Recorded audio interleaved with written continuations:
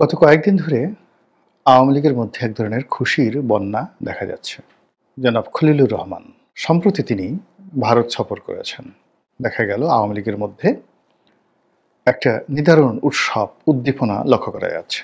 সাবেক প্রধানমন্ত্রী উনার যে বক্তব্য, ঝাঁঝালো বক্তব্য, এটি গত এক সপ্তাহে রীতিমতো বারুদের মতো হয়ে গেছে।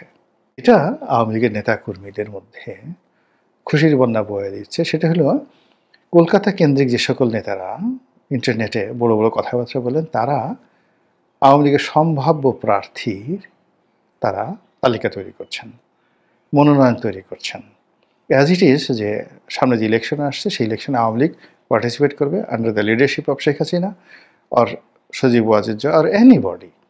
আর এগুলো আওয়ামী লীগের যে সকল চিহ্নিত নেতৃবৃন্দ রয়েছেন দেশের বাইরে, যাদের হাতে এখন আওয়ামী লীগের নেতৃত্ব, তারা এখন বিভিন্ন সংসদীয় আসনে যারা বিকল্প প্রার্থী, ভালো ইমেজ যাদের রয়েছে, তাদের ব্যাপারে খোঁজখবর নিচ্ছেন, তাদের অনেকের বায়োডাটা নিচ্ছেন, অনেকের সঙ্গে কথাবার্তা বলছেন, তারা রাজি কি রাজি না, এই সমস্ত বিষয়ে কথাবার্তা বলছেন। এবং এইগুলো নিয়ে আওয়ামী লীগের যে আন্ডারওয়ার্ল্ড রয়েছে বাংলাদেশে, সেখানে রীতিমতো খুশির বন্যা বয়ে যাচ্ছে।